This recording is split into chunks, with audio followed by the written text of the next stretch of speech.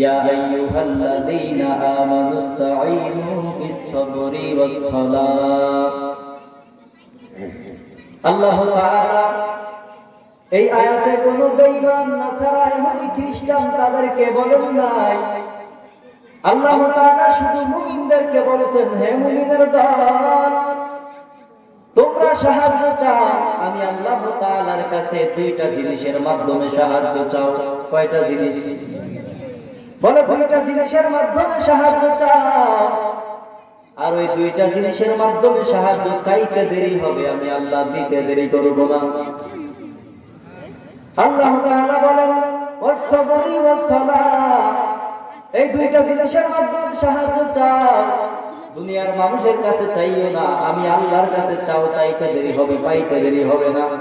কারণ আমরা নামাজের ভিতরেই আল্লাহর কাছে প্রশংসা করেছি আল্লাহ, আমরা বলেছি আলহামদুলিল্লাহি রাব্বিল আলামিন, সমস্ত প্রশংসা কার?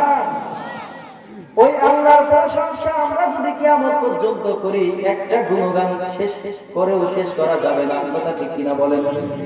আল্লাহ তাআলা বলেন, সারা দুনিয়ার মানুষ যদি, সারা দুনিয়াতে যত গাছগাছালি আছে, এই গাছগাছালিকে যদি কলম বানানো হয়, আর যত সাগর আছে, নদী নালা আছে, ওই নদীর ভিতরে, সাগরের ভিতরে যত পানি আছে, ওই পানিগুলোকে যদি কালি বানানো হয়, একদিন না একদিন এই গাছের কলম দিয়া লিখতে লিখতে ওই সাগরের পানি শেষ হয়ে যাবে।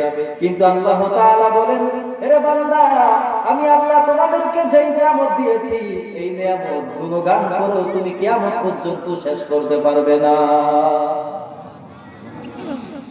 অতএব আল্লাহর কাছে ওয়াদা করেছি, আল্লাহ আমি আপনার এই প্রশংসা করি, আর-রহমানির রহিম, এবং আপনি দয়ালু, আপনি মেহেরবান, আপনি করুণাময়, আপনি সব আল্লাহ। এরপরে আবার বলেছে আল্লাহ মালিকি ইয়াউমিদ্দিন, বলছি না? মালিকি ইয়াউমিদ্দিন, আল্লাহ বলেন আমি আল্লাহ তাআলা বিচার দিনের মালিক। বিচার দিনের কি মালিক? আল্লাহ বলেন আমি আল্লাহ বিচার দিনের মালিক। তবে আল্লাহ তাআলা যে বিচার দিনের মালিক বলছেন, কেন বলছেন? বলে বিচারপতি কেন বলেন নাই? বলে বিচারপতি না বলার কারণ, বিচারপতি চাইলে ঘুষ খাইয়া, টাকা খাইয়া, তারপরে বিচারের রায় ঘুরাইয়াও দিতে পারে। কথা ঠিক কিনা বলেন? কিন্তু আমরা বিচার দিনের বিচারপতি বলেন নাই, আল্লাহ বলেছেন আমি আল্লাহ বিচার দিনের মালিক। কারণ মালিক ওই ব্যক্তিকে বলা হয় যেই ব্যক্তি, যেই মালিকের কথা ছাড়া মালিক এক সেকেন্ডও কোনো অন্য কাজ করতে পারে না। মালিক যেটা হুকুম করবে সেটাই হবে। কথা ঠিক কিনা বলেন? আল্লাহ জন্যই বলেন আমি আল্লাহ বিচার দিনের মালিক। এরপরে আল্লাহর সাথে ওয়াদা করেছেন আল্লাহ ইয়াকা না'বুদু ওয়া ইয়াকা নাস্তাঈন।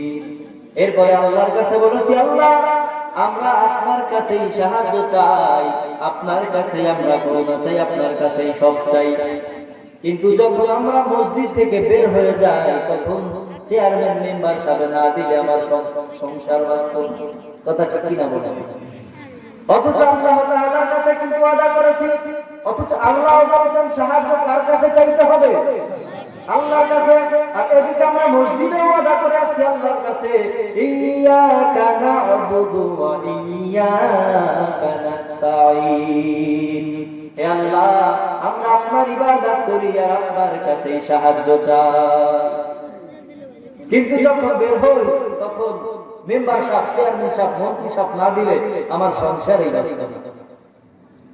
এজন্য তো আল্লাহ তাআলা বলেন সাহায্য চাও আমি আল্লাহর কাছে দুইটা জিনিসের মাধ্যমে। কয়টা জিনিস মনে আছে তো? দুইটা জিনিসের মাধ্যমে। বলেন নবীরা কার কাছে চাইছেন? সাহাবায়ে কেরাম কার কাছে চাইছেন? নবীরা এই যে আল্লাহ তাআলার হাবিব যখন বিপদে পড়েছে কোন দুনিয়ার মানুষের কাছে কিন্তু সাহায্য চাইছেন কার কাছে? আল্লাহ তাআলার হাবিব এই দিনের দাওয়াত দিতে গিয়া কত মাইল খেয়েছেন, কত আঘাতপ্রাপ্ত হয়েছেন। এরপরও কিন্তু জিবরাইল আলাইহিস সালাতু ওয়াস সালামকে আল্লাহ পাঠিয়ে দিয়েছিলেন, হে জিবরাইল যাও দেখো আমার বন্ধু সহযোগিতা লাগবে কিনা। জিবরাইল আইসা বলছিল, হে পয়গম্বর, আপনার কি কোনো সহযোগিতা লাগবে? বলে না না, কারণ যে আল্লাহ আমাকে নবুয়তি দান করেছেন, ওই আল্লাহর চোখ তো আর অন্ধ নয়, আল্লাহ তো দেখতে আছেন। আমি আল্লাহর কাছেই সাহায্য চাই, আর মাথা যদি নত করতে হয় একমাত্র আল্লাহর কাছেই করতে হবে। এজন্য আমরা সাহায্য কার কাছে চাইব? সাহায্য যদি চাইতে হয়, আল্লাহ বলেন দুইটা জিনিসের মাধ্যমে আমি আল্লাহর কাছে সাহায্য চাই। এক নম্বরে সবর, দুই নম্বরে নামাজ। এই দুইটা জিনিসের মাধ্যমে যদি সাহায্য চাও বান্দা, আল্লাহ তাআলা বলেন